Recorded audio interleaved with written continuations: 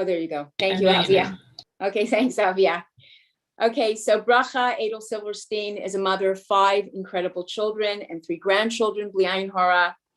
And since 2017, she has been blessed to be sharing the secret to miraculous salvations on WhatsApp, which are 10-minute recordings done a couple of times weekly from the book. She works with people who struggle with or are affected by the disease of addiction. She's a substance abuse professional. She's a nationally certified addiction counselor, and she sees people both in person and virtually. And she says that she has the gift of gratitude has changed her life. So, Bracha Adel, are you here? Is she here? Yeah, there she is, but she has to mute herself. Okay, sorry, I am here. I just lost connection on my computer, so I had to log on to with my phone. Thank you, Bracha Adel. Thank you again for coming on. Thank you. Thank you so much. We so appreciate it, and we're so grateful. Thank you. Well, thank you for inviting me again. And I also want to thank Nomi Batya for calling me and thinking of me. Both your names, Nomi's, symbolize such sweetness. May HaKadosh Baruch Hu bless you with only sweetness in your life and sweetness in everyone's lives that you touch. I also want to dedicate today's learning to all the children of HaKadosh Baruch Hu that have not yet found his sweetness. And may they be enticed to return Berachmim Gedolim. And I want to just share a story that I heard from Rabbi Pesach Kron, what it means to return Berachmim Gedolim. So he says there was a man who lived in the States who made Aliyah, and he had a cousin who used to be Israeli who made, I guess, Yerida to Miami. And they were no longer connected to the Torah ways. And every time this cousin would come into the States, he would make sure to look up, his cousin in Miami, and they would go out to eat and catch up. And one time he came there and he saw a different sight. His cousin was wearing a yarmulke and there was a mezuzah on the door. And he said, "What happened since the last time I came?" So he said, "I'll tell you what happened. One day I was sitting on my porch and all of a sudden I see these like Haredi men with white shirts and black pants, like walking towards the beach." I thought to myself, "Oh my, I think it's like Rosh Hashanah and they're going to Tashach." So he ran into the house and he got his yarmulke and he put it on and he just went to join them. As he gets to the water, one of the men come over to him and say, "Do you read Hebrew?" So he said, "Yeah, I'm Israeli." He said, "Would you like to say Tashlach?" I said, "You know what? I'm here. Yeah, I'll say Tashlach." So he says Tashlach. And then the rabbi comes over to him and says, "Did you hear shofar today?" He said, "No, I didn't hear shofar today." He goes, "Well, I'm Moshe Katz, the Baal Tokeya. Would you like me to blow shofar for you?" I said, "Okay." He goes, "So I'm Moshe Katz, the Baal Tokeya, and I'll blow shofar for you." And he thinks to himself, "Okay, I just heard your name already." But a couple of times this Moshe Katz, the Baal Tokeya, kept repeating his name. It was a pleasant experience, and he went back home. His wife said, "What happened?" So he told her the whole thing, and he goes, and there was a man who introduced himself as Moshe Katz, the Baal Tokeya, and he just kept repeating his name. She goes, "What? What was his name?" He said, "Moshe Katz, the Baal Tokeya." She goes, "You don't understand. My grandfather from Bialystok was also a Baal Tokeya, and he always used to introduce himself as Moshe Katz, the Baal Tokeya.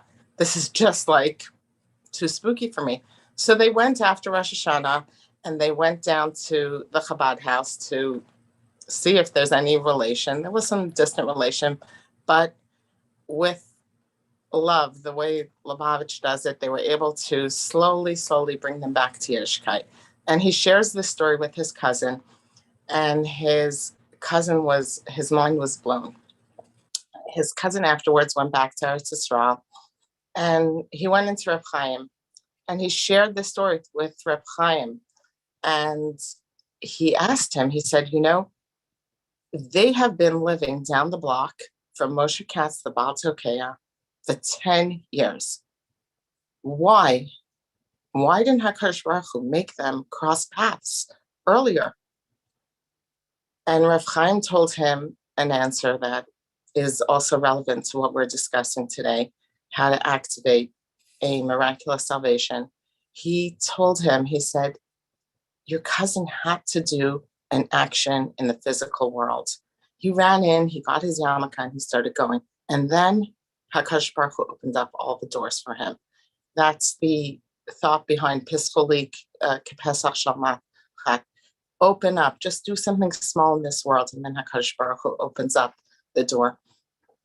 So my prayer today is that all the children that are struggling with Emunah, that do not see HaKadosh Baruch Hu's love for them, unconditional, infinite love for them, may they experience it, and may they come back to his ways, Barachmim Gedolim. Now, that being said, our tefillah is also that HaKadosh Baruch Hu should accept our tefillos that are in our hearts, in our thoughts, and in our minds. So how do we really create a salvation in this world? And are there Torah sources for this? The first thing is, how powerful are our thoughts? Are our thoughts really so they affect the world's upstairs? Like, really, my thoughts, me, I can change things with my thoughts? Well, if we look in Sefer Shemos, Perek Beis, it talks about how Moshe Rabbeinu went out and he saw, a Mitzri beating a Jew, and he looked this way, that way, and then killed the Mitzri. And then afterwards, the next day, he comes out, and there's the story with Dasan Naviram. And in Pasuk, it's Perek Beis, Pasuk Yodalet, it says, Vayira Moshe feared, Vayomar, Achein Neda Hadavar Hazeh, surely this thing is known. The next pasuk says, Vayishma Paro es Hadavar Hazeh, and then Paro heard this thing. Now, the Torah really doesn't usually discuss the emotions. We don't see that when Yitzchak Avinu is put on the Akedah, what emotion he was feeling. We don't see when Avram was walking to the Akedah, his emotions. There's so many times that the Torah does not discuss emotions. Yet, when it does discuss it, it's here to tell us something, to tell each one of us something. And that is, of course, Moshe Rabbeinu would be scared. We all know what it was like. I mean, weren't there, but we can imagine what it was like in Mitzrayim when they were enslaved. So of course he was afraid. Yet that fear activated, had an effect on Paro, and then that fear became a reality. That is a very, very, very powerful information for each one of us, how our fears, but then again, we can use that for the other side, how our positive thoughts can affect reality. So I want to share with you also a story that I read over Shabbos from a tefillah book. And it's a story about a boy in Peru in an orphanage. And he was about 11 years old and mistreated. And one day he looks out the window and he sees how adoptive parents are coming, and no one's really adopting an 11-year-old boy. And he looks out the window, and then he's called away to wash floors and everything. And he's just, doesn't have a good life over there. And there doesn't seem much chances of him getting adopted. So after he finished his chores, he went and he penned a letter to God. Dear God, can you please get me out of this orphanage and take me to a home that's loving, that's caring, and that's giving? And he got an envelope and he went and he mailed it to God. When they got it at the post office, people just kept passing it around. Nobody wanted to open up this envelope to God, but they knew they couldn't ignore it. And somehow, slowly but surely, it made it to the prime minister's desk, and he opened it and he read it, and his heart went out to the boy. And very shortly, he looked into the boy, and then he adopted him. And this boy grew up in the prime minister's house. Wow. So if we look, he was able to activate a miraculous salvation.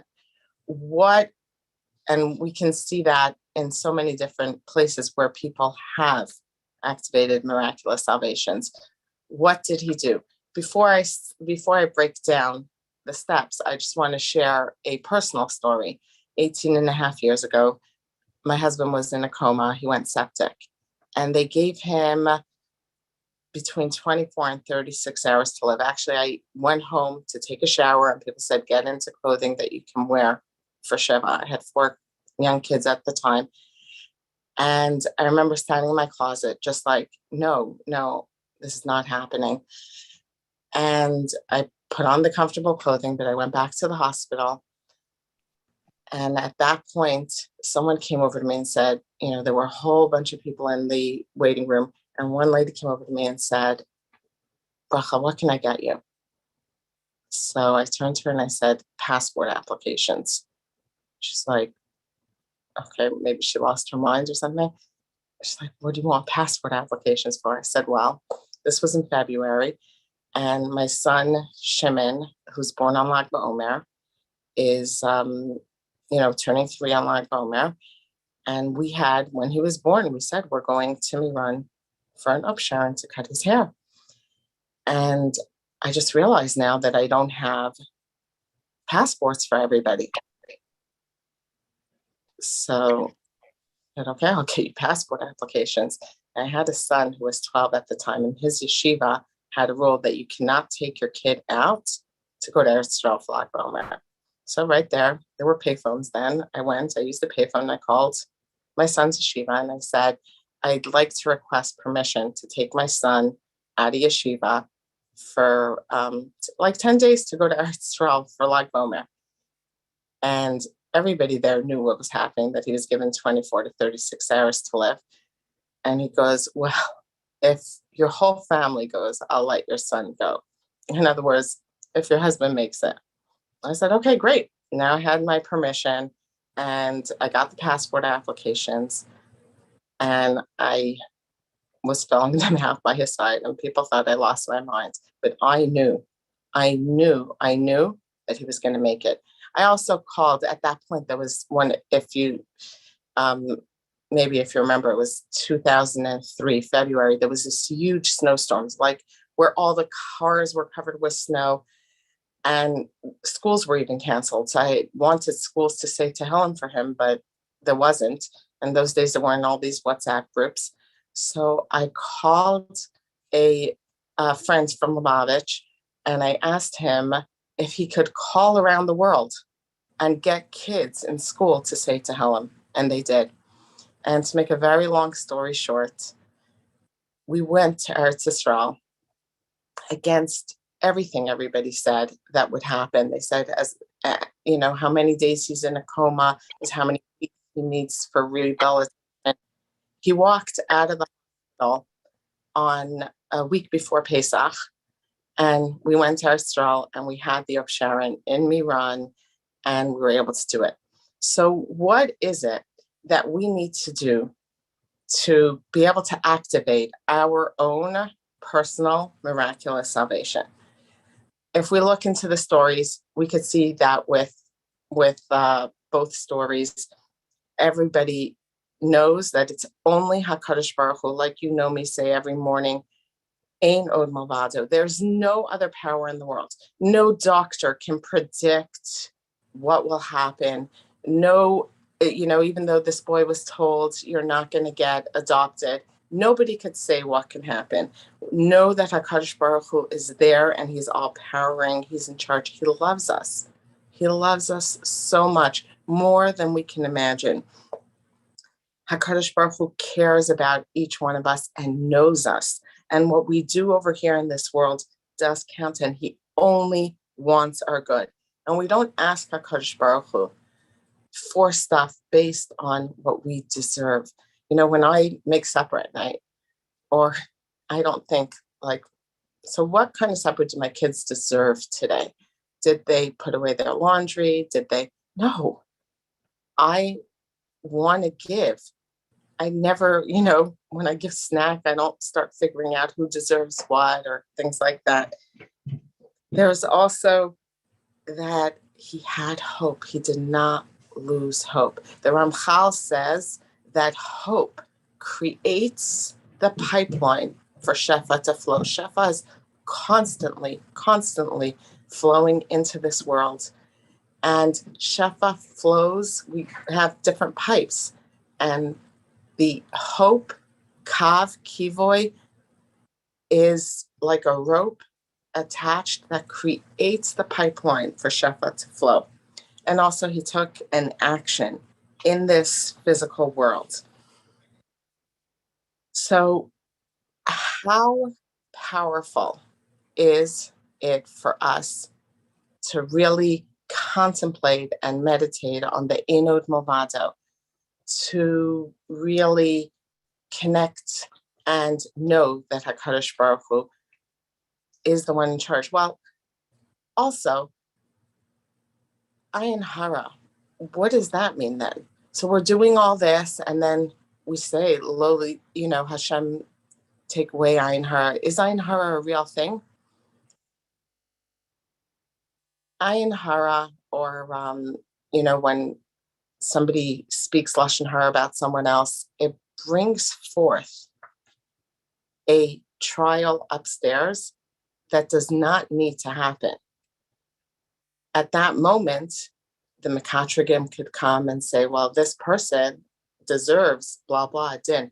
See, whenever I do a sin, HaKadosh Baruch Hu, and Yud Gimel Midas Harachmim, we know that one of his essences is that he holds my sin and he feeds my sin until, takes care of it, the malach that I created, until I am ready to come back, to do tshuva, to regret what I did, to make a Kabbalah la'asid lavo.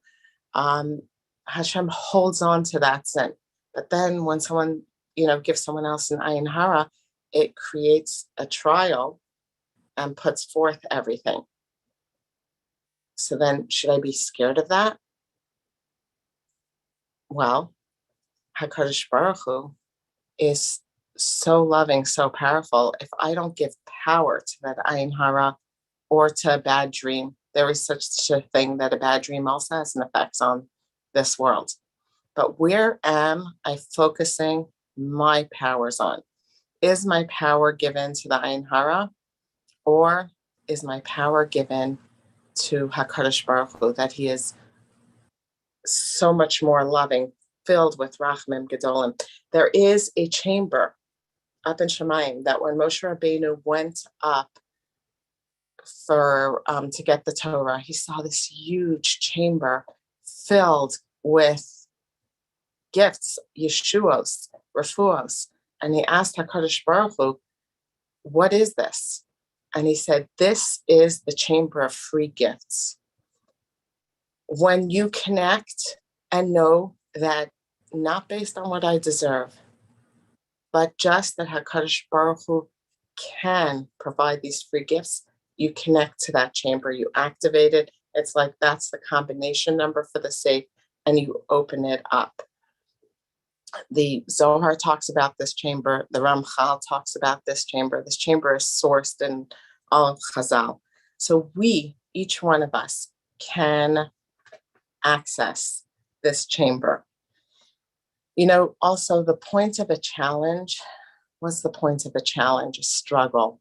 One of the points is to help bring us closer to HaKadosh Baruch Hu, to help us connect and know that HaKadosh Baruch Hu is the one who is the all-encompassing and is the only one that can and does Matzmiach Yeshuos, has already the salvation prepared for us. It also helps unlock our inner greatness. We see by the Akedah that Avram Avinu, it says after the Akedah, Atu yadati ki Elokim ata.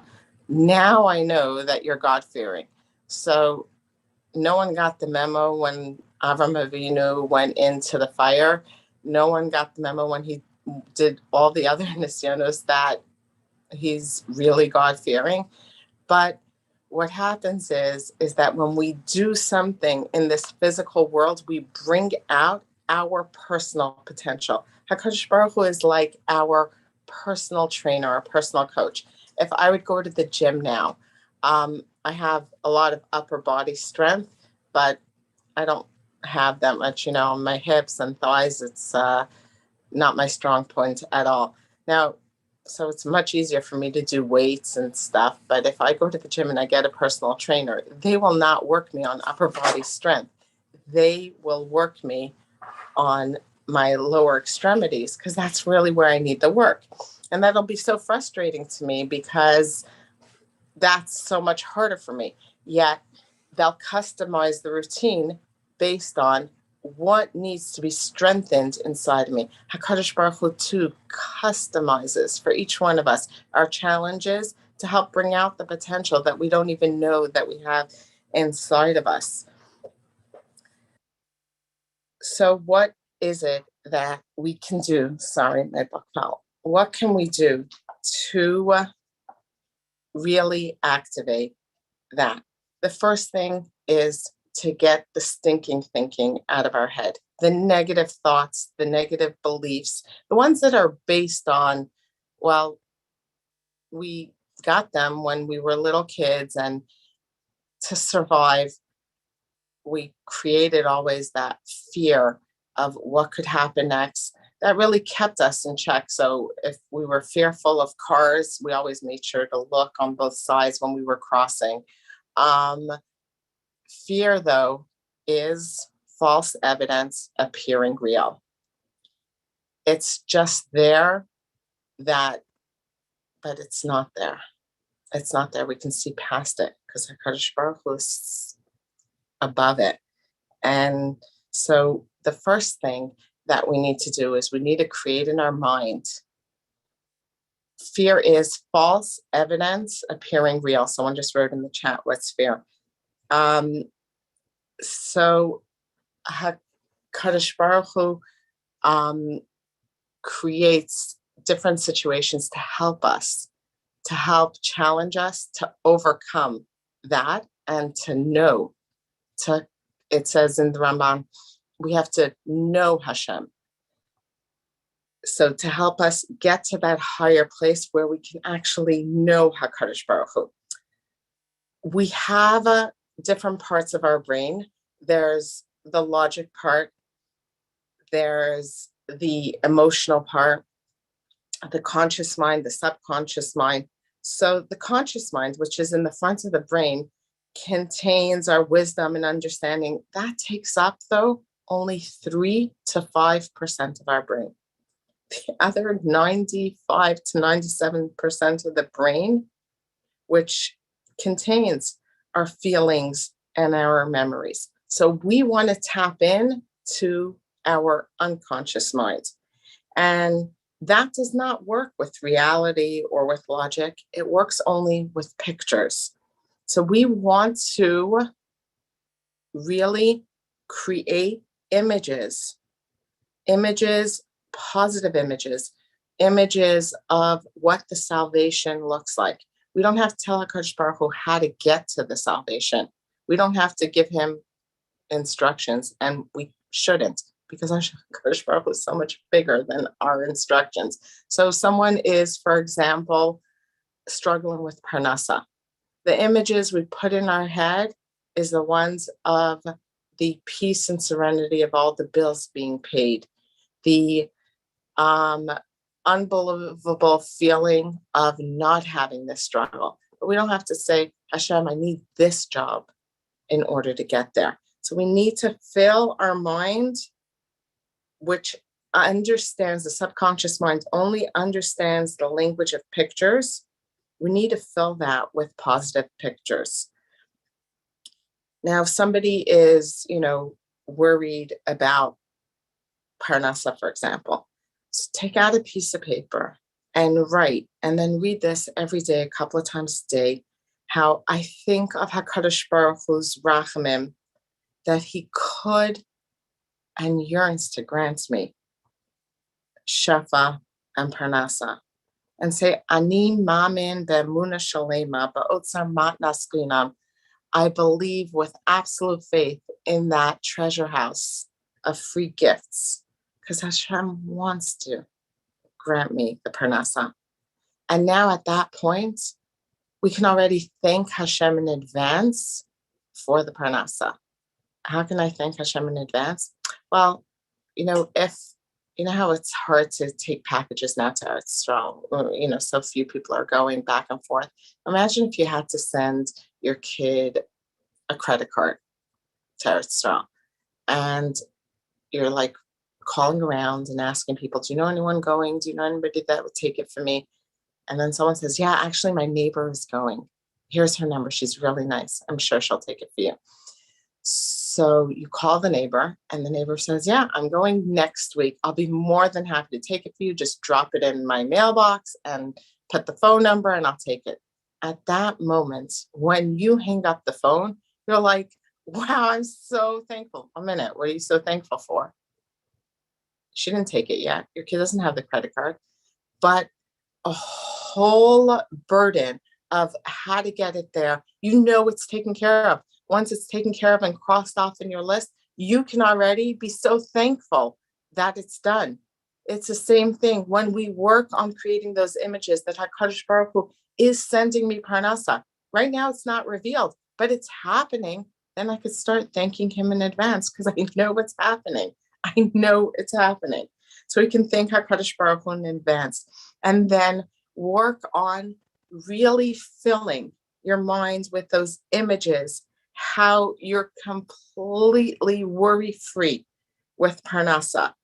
Fill your whole mind with those positive thoughts. And when those negative, thinking thoughts come in, like a bubble, that kids blow bubbles, just pop them, let it pass through, and don't feed it. If we would have a garden now and we'd be planting a new garden, and then a weed would come, I wouldn't say, well, I'm watering my weed. No, just let it go. Just let it go. So as we're filling ourselves up with those positive thoughts of the Yeshua, our hearts, our organs will become filled with those positive messages until we can actually feel it. And as a result of doing this, we can activate Yeshua. We can. May each one of us be able to activate any Yeshuas, any struggles, connect to HaKadosh Baruch Hu. This types of exercise, the feeling, the bitachon is also instead of Yisurim. So if somebody has an issue that they're going through and they feel it's from Yisurim, that's okay. We can overcome it through working on our bitachon, because that is also a kapara for Yisurim, is this higher level of bitachon, the higher level that, like when they were standing at Kriyas Yamsuf, and they started crying to Hashem, Vanitzak, and Hashem says, what are you crying to me for? Just go. But we all know that when we read the Haggadah, what activated then the Eser Makos to happen and the ultimate Geula of Mitzrayim to happen was when they Vanitzak El Hashem. But at that point, after they got the tefillah part and the connection and the relationship with Hashem, Hashem said, now I want you to do something higher, to do something that's illogical based on faith. Just go through the water. I'm God. You saw I could do everything. Each one of us saw he could do anything. So we can just go through in our life and know that Hashem loves us and is already sending our Yeshua. May each one of us be blessed to see Yeshuos and the ultimate Yeshua of the Geula Shalema. Thank you so much for having me today. Thank you. Thank you, Bracha Edel. That was really beautiful. That was really beautiful and so helpful. Thank you so much. That was incredible. Thank you. Thank you so much. So we're just going to do, I'm just going to do quickly Shmiras Halashon. Is Cyril? Yeah, I'm here. You want to do it? Yeah. So let me just do the Shmiras Halashon first before, because I see, let me just do quickly Shmiras Halashon, and then you'll do it. I want to mention again next week, we have a really amazing week. I'm going to send out just quickly. I want to mention that Havia posted all the speakers, all the recordings yesterday. Yehuda Shamroff asked, she said that in Israel, people want to listen to the shiurim when they cook. Baruch Hashem, preparing for Shabbos Kodesh. So we're going to now post them Thursday nights, and then Friday we'll post separately. So we'll do that. Friday we'll post. Next week, Baruch Hashem, I'm going to send the flyer out very shortly. Next week, Baruch Hashem, we have really, really an amazing week, starting with Tzipora Harris on Sunday, Rebbetzin Rachel Silber on Monday, Jody Feld from Shavisi on Tuesday, and really something special, Sahara Yehudi Schneider from A Still Small Voice on Wednesday, and Rachel on Thursday, and then Friday, Ahavia is back with Hafushat Chala and Cyril Liba. So I'm just going to do this, Shmiras Halashon. Nomi? Yeah, go ahead. I got kicked off, so just stop the live stream. Sorry. Okay. Just press on top. You can see if this says stop the live stream.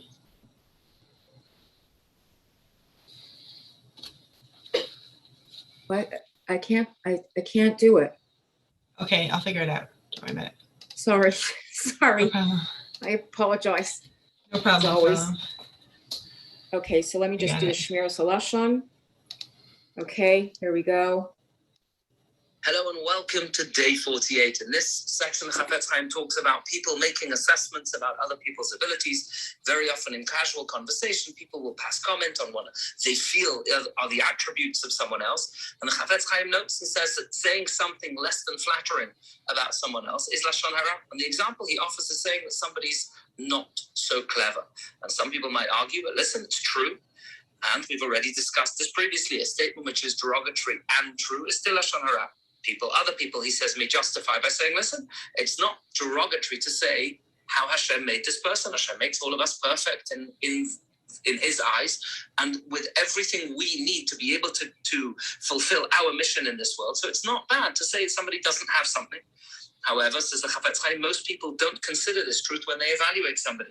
If they hear that somebody's not clever, their esteem of this person is automatically lowered. And he says a casual comment like that can hurt a person. Number one, he gives three examples. One, if the person's single, they'll be considered less desirable when it comes to being chosen as a marriage partner for somebody. Two, it can hurt his business or his profession. People will be reluctant to deal with somebody who they feel lacks intelligence. And certainly three, he says, if this person is a rabbi, people will not seek his guidance or will not, or his stature will be diminished. His feelings might be hurt, his family members may be hurt, he might ultimately even lose his position. And if you're thinking that this is a bit of a stretch of the imagination, well, the Chafetz Chaim quotes his famous story where he was traveling together with another rabbi. They stopped at an inn.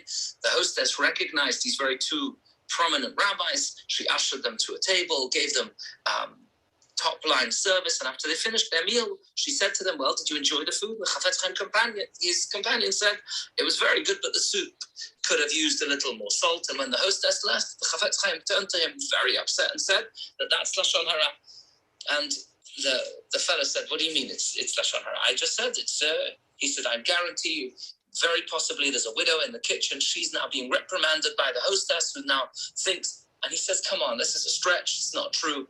They go to the kitchen and they see it's absolutely true. And I think the moral behind today, day 48's lesson is think before you speak. Even a very simple, seemingly innocent comment has the potential to cause great harm. And we must remember that when we're speaking. Okay, thank you so much. I'll also put up tomorrow day 49 to listen to after Shabbos. I'll post that as well. Remember that tomorrow, actually, we're going to move the Friday to the Shabbos, saying it individually, collectively to 9:15.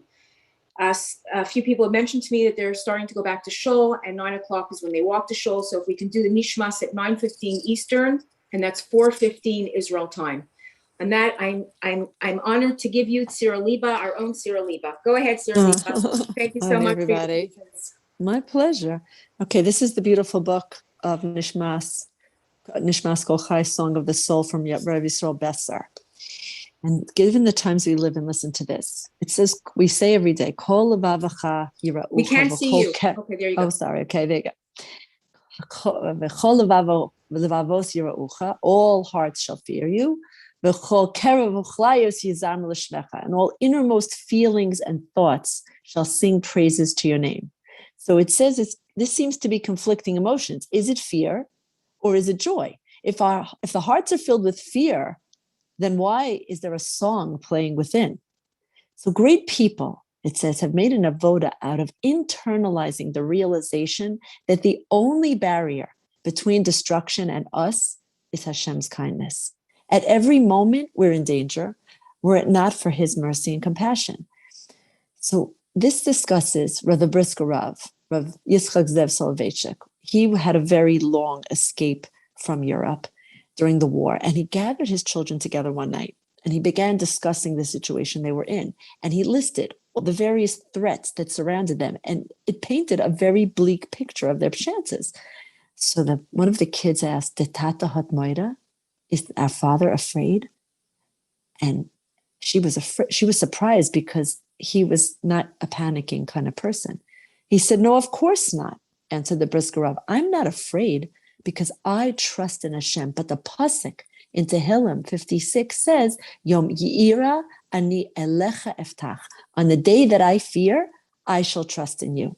So the Rav explained that something we all have to know, that true faith isn't a denial of the threat. Blissful ignorance about dangers lurking, no, but something else. Betachon means facing the dangers, seeing the potential for harm and hardship, and then turning to Hashem and leaving it in his hands. Now that we know the dangers, he said, we can allow the calm to take over. For after all, there is no reason to be afraid. So the Brisker Rav trained himself and his children to live with an awareness of the dangers around, the reasons to be frightened, and then they were able to experience the serenity and joy that comes with perfect faith in Hashem. So he says, it's the fear that leads to an internal song. When we realize the danger, we can appreciate the salvation that follows. Amazing. And by the way, everybody, Shabbos, I believe, is Aaron HaKohen's Yortzeit. So perhaps in the schus of the Shalom, the Rodef Shalom of Aaron, we can all do something to bring greater Shalom into our lives.